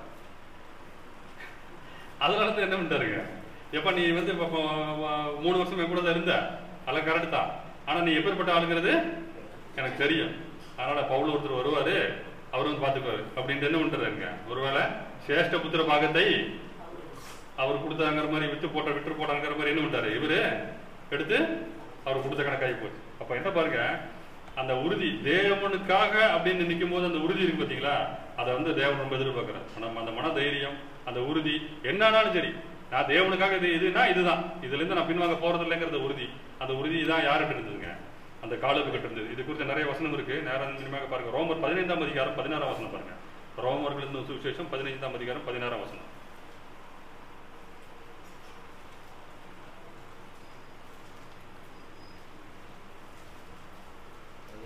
ரோமர் 15:16. இன்னொருத்தர் வந்து எபிரேயர் 10:35 எடுங்க. தேவன் எனக்கு அளித்த கிருபையினாலே உங்களுக்கு ஞாபகப்படுத்தும்படிக்கு இவைகளை நான் அதிகமாய் தைரியமாய் எழுதினேன். அதிகமாய் யாருக்கே பயப்படணும் நினைவுன்னு சொல்றாரு. ஒன்றும் இல்லை, இவங்க வந்து சுவிசேஷன்ல போயிடுறாங்க, கூடவே 2 பேர் போறாங்க, எனக்கு ஞாபகம் இல்லை. அது போய் என்னாச்சு, அந்த இந்த இது விக்கிரக ஆராதனை ரொம்ப அதிகமா இருக்கு அந்த ஊர்ல. அப்ப என்ன போய் சுவிசேஷம் சொல்லி எல்லாம் பண்ணிடுறாங்க. போனோன்னு என்னாச்சுன்னா 2 பேத்தையும் வந்து பிடிச்சிட்டு உள்ள போயிடுவாங்க யூதர்கள். இஸ்ரவேல் ஜனங்களை பிடிச்சி போயிடுறாங்க. போனவன என்னாச்சுன்னா பவுல் என்ன பண்ணுவாரு, அவங்க பின்னாடி ஓடுவாரு, நானும் போவேன் அப்படின்னு. அவ என்ன பண்ணுவோம், இல்ல நீங்க இருங்க, நீங்க போகாதீங்க, வெயிட் பண்ணுங்க, உங்களுக்கு உண்டான காரியம் நான் நிறைய இருக்குன்னு சொல்லி பிடிச்சிக்குவாரு. ஏற்கனவே பிடிச்சிட்டு போனாங்க, ஏற்கனவே பிடிச்சி போயிட்டாங்கன்னா, பிடிச்சிட்டு போறாங்கன்னா அவங்க கூட நாம போவோமா, நாம திரும்பி ஓடுவோமா? இப்போ நம்ம போயிருக்கோம், 4 பேர் போயிருக்கோம், இவங்களை அடிச்சு கொள்ளணுங்கிறதுக்கு வேண்டிய 2 பேர்த்த பிடிச்சிடறாங்க, பிடிச்சிட்டு தரத்தரம் இழுத்துட்டு போயிடுறாங்க. போனதுக்கு பின்னாடி அவங்க பின்னாடி நாம ஓடுவோமா இல்லை இப்படி ஓடுவோமா? ஆனா அப்படி ஓடுவாரு. இவர் என்ன பண்ணுவாரு, பிடிச்சிட்டு போனவங்க ஓடுவாரு. அப்ப என்ன பண்ணுவாரு, அங்க இருக்கிறவங்க அந்த நம்ம விசுவாசி என்ன பண்ணுவாங்க, இல்ல இப்போதைக்கு நீங்க போக மாட்டாங்க, கொஞ்சம் வெயிட் பண்ணுன்னு சொல்லி அங்க பிடிச்சி வைப்பாங்க. என்னன்னா பவுலுக்கு இருந்த அந்த தைரியம், அந்த தைரியம் வந்து அதை தான் தேவன் எடுத்துட்டு பாக்குறாரு. தேவனுக்கு நிற்கும் போது நீங்க எவ்வளவு தைரியசாலியாக இருக்கிறீர்கள் தேவன் எதிர்பார்க்கிறார். அந்த உறுதி, தேவனுடைய காரியத்தில் இருந்த அந்த உறுதி, அதை தேவன் ரொம்ப எதிர்பார்க்கிறார். எபிரேயர் 10ஆம் அதிகாரம் 35ஆம் வசனம் பாருங்க. மிகுந்த பலனுக்கு ஏதுவான உங்கள் தைரியத்தை விட்டுவிடாதீர்கள். மிகுந்த பலனுக்கு ஏதுவான உங்கள் தைரியத்தை விட்டுவிடாதீர்கள். அது ரொம்ப ரொம்ப இம்பார்ட்டன்ட். அந்த தைரியம் இருந்தால் என்ன இருக்கு நமக்கு, ஒரு மன தைரியம் சொல்றாங்க இல்லையா, தேவனுடைய விஷயத்துல நமக்கு மன தைரியம் ரொம்ப ரொம்ப அவசியம். அது இந்த காலத்துக்கிட்ட இருந்தது. தேவனுக்காக அதை இந்த செய்வேன் அப்படின்னு அந்த மனசுல வச்சிருந்தாருன்னா அதை கண்டிப்பாக செய்யக்கூடிய இந்த உறுதித்தன்மை அவர்கிட்ட இருந்தது. இன்னொரு விஷயம், நல்ல விஷயம் அவர்கிட்ட என்ன இருந்ததுன்னா பொறுமை. காலை போட்டு இருந்த பொறுமை எப்படின்னா, நமக்கு யாக்கோபுல சொல்லும்போது பாருங்க, 5ஆம் அதிகாரம் 11ஆம் வசனம் பாருங்க. யாக்கோபு 5ஆம் அதிகாரம் 11ஆம் வசனம்.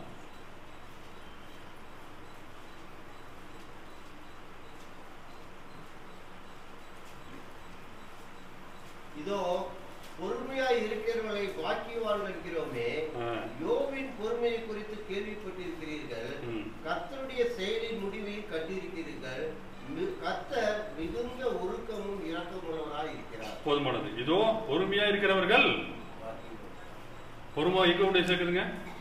அதுக்கப்புறம் எவ்வளவு பெரிய ஒரு ஆசீர்வாதத்தை அவர் பெற்றுக்கொண்டான்னு சொல்லிட்டு, அதாவது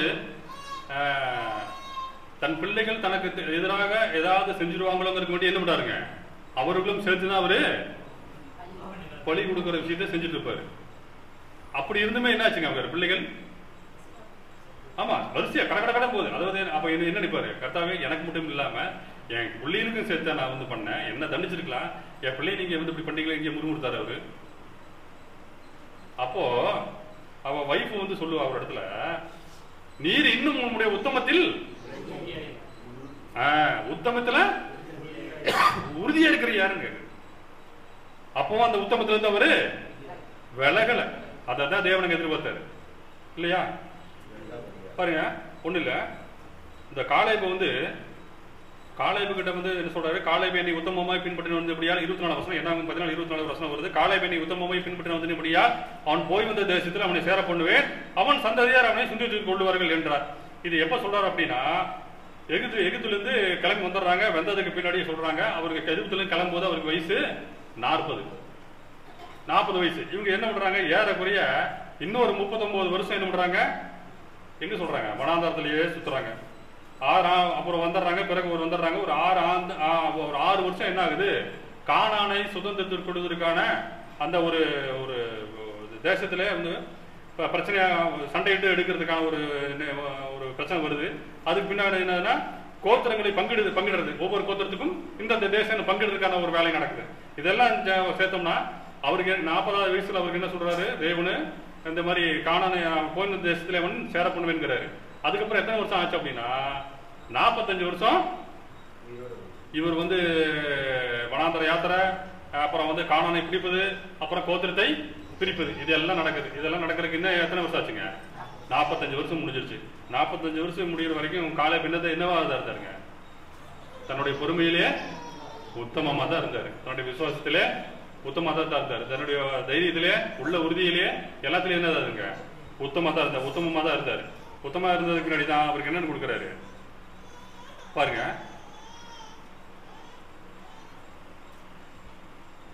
என்னாகும் 14ஆம் அதிகாரம் 6ஆம் வசனம். தேசத்தை சுற்றி பார்த்தவர்களில் நூனின் குமாரனாகிய யோசுவாவும், என்னாகும் 14ஆம் அதிகாரம் 6ஆம் வசனம், அதானா? நூனின் குமாரனாகிய யோசுவாவும் எப்ரோனின் குமாரனாகிய காலேபும் தன் வஸ்திரங்களை கிழித்துக் கொண்டு, யோசுவா 14ஆம் அதிகாரம் 6லிருந்து 12 வரைக்கும் பாருங்க. அதான் வருதா? படிங்க. தேசத்தை சுற்றி பார்த்த இஸ்ரவேல் புத்திரரின் சமஸ்த சபையை நோக்கி, நாங்கள் போய் சுற்றி பார்த்து சோதித்த தேசம் மகா நல்ல தேசம். கர்த்தர் நம்மேல் பிரியமாய் இருந்தால் அந்த தேசத்திலே நம்மை கொண்டு போய் பாலும் தேனும் ஓடுகிற அந்த தேசத்தை நமக்கு கொடுப்பார். கர்த்தருக்கு விரோதமாக மாத்திரம் கலகம் பண்ணாதிருங்கள். அந்த தேசத்தின் ஜனங்களுக்கு நீங்கள் பயப்பட வேண்டியதில்லை. அவர்கள் நமக்கு இரையாவார்கள். அவர்களை காத்த நெல் அவர்களை விட்டு விலகி போயிட்டு, கர்த்தர் நம்மோடு இருக்கிறார், அவர்களுக்கு பயப்பட வேண்டியதில்லை என்றார்கள். அப்பொழுது அவர்கள் மேல் கல்லறிய வேண்டும் என்று சபையார் எல்லாரும் சொன்னார்கள். என்ன ஆகும் இது இல்லையா? யோசுவா 14ஆம் அதிகாரம்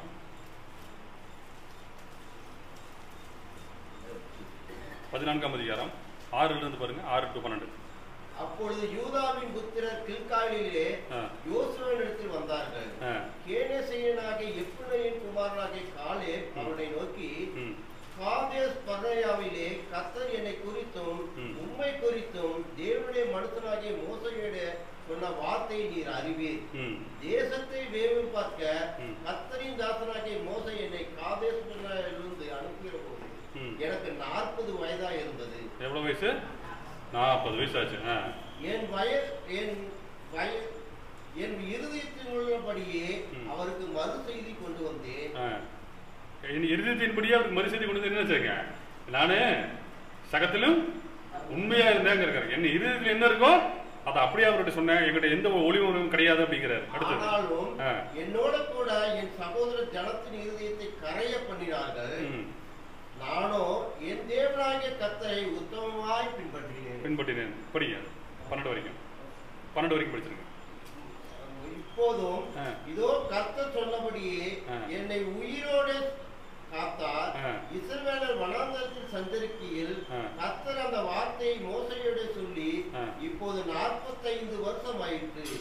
இதோ இன்று நான் 85 வயது உள்ளவன். மோசே என்னை அனுப்புகிற நாளில் எனக்கு இருந்த அந்த பலன் இந்நாள் வரைக்கும் எனக்கு இருக்கிறது.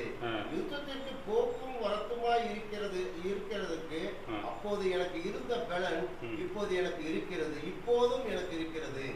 ஆகையால் கர்த்தர் அந்நாளிலே சொன்ன இந்த மலை நாட்டை எனக்கு தாரும். அங்கே ஏனேக்கரும் அரணைப்பான பெரிய பட்டணங்கள் உண்டென்று நீர் அந்நாளிலே கேள்விப்பட்டீரே. கர்த்தர் என்னோடு இருப்பாரானால் கர்த்தர் சொன்னபடி அவர்களை துரத்தி விடுவேன் என்றார். அது அப்புறம் காலேப் எபிரேனை அவனுக்கு கடைசியில் இருக்கும் பாருங்க, எபிரோனை அவர் காலேபை ஆசீர்வதித்து எபிரோனை அவனுக்கு சுதந்திரமாக கொடுத்தான்ங்கிற அந்த அப்பொழுது யோசுவா எப்ரோனின் குமாரனாகிய காலேபை ஆசீர்வதித்து எப்ரோனை அவனுக்கு சுதந்திரமாக கொடுத்தான். ஆதலால் கேனேசினாகிய எப்ரோனின் குமாரனாகிய காலேப் இஸ்ரவேலின் தேவனாகிய கர்த்தரை உத்தமமாய் பின்பற்றபடினால் இந்நாள் மட்டும் இருக்கிறபடி எபிரோன் அவனுக்கு சுதந்திரமாயிற்று. எவ்வளவு பெரிய ஆசீர்வாதம் பாருங்க. அதாவது இவர் இன்னும் அந்த உடம்புல அந்த பலன் இருக்கு, தைரியம் இருக்கு, எல்லாம் வந்துருது, எல்லாம் பிரிச்சு கொடுத்துட்றாங்க. பிரிச்சு கொடுக்குற வரைக்கும் இவர் என்ன பண்றாருங்க, பொறுமையா இருக்காரு. எப்பா நான் முன்னாடி நின்னாலு எனக்கு முதல் பிரிச்சு கொடுத்துட்டு நீ மற்றவங்களுக்கு போ பிரிச்சு கொடு, எதுவுமே அவர் கேட்கல, எதுவுமே கேட்கல. ஏன்னா அவருக்கு தெரியும் எல்லாம் பிரிச்சு கொடுத்தா எல்லாம் மணி பிடிச்சு கூட யோசுவாட்ட போய் ஞாபகப்படுத்துறாரு. எனக்கு 40 வயசு இருக்கும்போது மோசே கிட்ட சொல்லியிருக்காரு தேவன் எனக்கு சுதந்திரமா கொடுக்குறேங்கிறாரு சொல்லியிருக்கிறாரு. அதை எதை பார்த்து கொஞ்சம் சரி பண்ணி கொடுத்தீங்கன்னா கொஞ்சம் பரவாயில்லன்னு கேட்குறாரு. அப்போ என்ன சொல்றேன், நான் இது வரைக்கும் கரெக்டாக தான் ஃபாலோ பண்ணி வந்திருக்கேன், தேவனை உத்தமமாக ஃபாலோ பண்ணி வந்திருக்கிறேன் அப்படின்னு சொன்னோன்னே யோசனை என்ன பண்றாரு, எப்ரோனை அவனை ஆசீர்வதிச்சு எப்ரோனை அவனுக்கு சுதந்திரமாக கொடுத்தான்ங்கிற வசனத்தை பார்க்கிறோம். இவர் எத்தனை வருஷமா காத்திருந்தாரு? 45 வருஷம். 40 வயசுல சொல்றாரு இவருக்கு, நான் 85 கிடைக்குது, 45 வருஷம் பொறுமையா இருக்கிறாரு. ஆனா நமக்கு டக்குன்னு வந்து நமக்கு எப்பவுமே சொல்லுவோம், விசுவாசத்துல யாரு விசுவாசம்னா யாருன்னு சொல்லுவோம் டக்குன்னு, ஏன் ஆபிரகாம் போயிடுறான். ஆபிரகாம் எவ்வளவு வருஷம் பொறுமையா இருந்தாரு? 25 வருஷம் பாருங்க. ஆபிரகாம் 25, ஆதியாகமம் 12 நாள் பாருங்க. ஆதியாகமம் 12ஆம் அதிகாரம் 4ஆம் வசனத்துல அவருக்கு வந்து 75 வயசு. 75 வயசு. அதே ஆதியாகமம் 21:15 பாருங்க அவருக்கு 100 வயசு. அப்பதான் அது பாகத்துக்கு நிறைவேறுது. அவரு ஆபிரகாம் வெயிட் பண்ணது 25 வருஷம், காலேப் வெயிட் பண்ணது 45 வருஷம். ஆனா என்ன ஒரு இது அப்படின்னா, அதுல அவருக்கு வந்து சேஷ்ட தனக்கு ஒரு புத்திரன் கிடைக்கணுங்கிறதுக்காக வெயிட் பண்ணாரு. அதனாலதான் அது விசுவாசம் நம்ம பெருமையை பேசுறோம். இவர் என்ன பண்றாருங்க, தேசத்துக்காக தன்னுடைய ஆசீர்வாதத்துக்காக வெயிட் பண்ணாரு. அதனால நம்ம எப்பவுமே என்ன பண்ணுவோங்க, இந்த தேசத்தை விட யார் பெருசு? சந்ததி பெருசு. அதனாலதான் நம்ம வந்து எப்பவுமே ஆபிரகாமை நம்ம வந்து டக்குன்னு எடுத்துக்கிறோம் விசுவாசத்துக்காக. ஆனா 45 வருஷம் யார் வெயிட் பண்ணதுங்க? காலேப் வெயிட் பண்ணி இருந்தாரு. அவன் வந்து உத்தரமா வெயிட் பண்ணதுனால தேவனுக்கு ஒரு பெரிய ஆசீர்வாதத்தை கொடுத்தார். அதனாலதான் யோபு கூட தேவனை ஏன் அப்படி ஒரு ஆசீர்வதிக்கணும் இல்லையா? 2ஆம் அதிகாரம் 9ஆம் வசனம் கடைசி பார்த்து நிறைய வசனம் இருக்கு, இதோட முடிச்சு கொள்ளலாம். யோபு 2ஆம் அதிகாரம் 9ஆம் வசனம் பாருங்க. அப்பொழுது அவன் மனைவியை பார்த்து நீர் இன்னும் உம்முடைய உத்தமத்தில் உறுதியாய் இருக்கிறீரோ.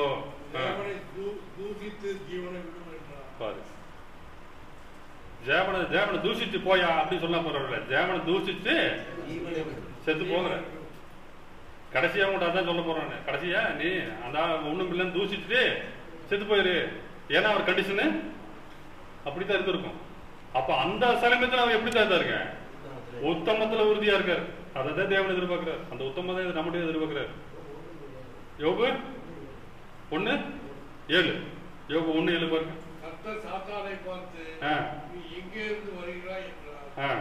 சாத்தான் கர்த்தருக்கு பிரதியுத்தரமாக பூமி எங்கும் உலாவி அதை சுற்றி திரிந்து வருகிறேன் என்றார். கர்த்தர் சாத்தானை நோக்கி, என் தாசனாகி யோபின் மேல் கவனம் வைத்தாயோ, உத்தமனும் சர்மார்க்கனும் தேவனுக்கு பயந்து பொருளாப்புக்கு உலகிய அவனை போல பூமியில ஒருவனும் இல்லை என்றார். வா, எவ்வளவு பெரிய ஸ்டேட்மெண்ட் இது. கேட்டாவே ஒரு மாதிரி இருக்குது நமக்கு இல்லையா? பூமியில அவனை போல சன்மார்க்கனும் அவனை போல பூமியில ஒருவனும் இல்லைங்கிறாரு. அப்ப பாருங்க, சூழ்நிலைகள் எவ்வளவு மாறின போது கூட சம்சாரம் வந்து திட்டுது.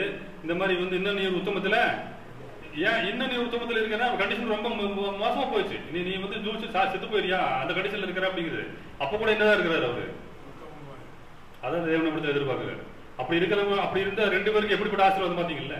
யோபுக்கு பயங்கரமான ஆசீர்வாதம். இன்ன வரைக்கும் வந்து கஷ்டத்துக்கும் நம்ம உதாரணத்தை யோபு தான் எடுக்கிறோம், ஆசீர்வாதத்துக்கு யாராவது உதாரணம் எடுக்கிறோம், யோபு தான் உதாரணம் எடுக்கிறோம். இப்போ இதுல இது 2வது வருஷத்துல யாரை நம்ம வச்சுக்கலாம், இதுமே காலேபையும் வைத்துக்கலாம். அவர் உத்தமத்தில் உரியா நினைச்சோம், எப்ரோனை ஆசீர்வாதம் அவருக்கு சுதந்திரமாக கொடுத்தாருன்னு வேதம் எழுதுவரை இந்நாள் வரைக்கும் அவருடைய சந்ததியார் அதை இந்த மாதிரி சூழ்ந்து கொண்டு வராங்க அப்படின்னு சொல்லி நமக்கு வசனம் குறிப்பிடப்படுகிறது. எனவே தேவனிடத்திலிருந்து நம்ம கொடுக்கும்போது தேவன் வந்து கிறிஸ்துவனவரை கூப்பிட்டது போல, ஏதோ நாத்தானையை பார்த்து ஏதோ உத்தம இஸ்ரவேல்னு சொன்னது போல நம்மளையும் அழைப்பதற்கு தகுதியுள்ள வாழ்க்கையை நம்ம வாழ வேணுங்கிறது தேவன் எதிர்பார்க்கிறாரு. எனவே அதில் மனதை நிறுத்தி நம்மளுடைய தினசரி நம்ம நடக்கூடிய வாழ்க்கையில நம்ம செய்கிற காரியம் தேவனுக்கு உகந்த உத்தமமான காரியமாக இருக்கிறதா என்பதை ஆராய்ந்து பார்த்து செய்வோம். தேவனிடத்திலிருந்து நம்ம நன்மைகளை பெற்றுக்கொள்வோம். இந்த வார்த்தைகளை தேவன் தான் ஆசீர்வதிப்பார்கள்.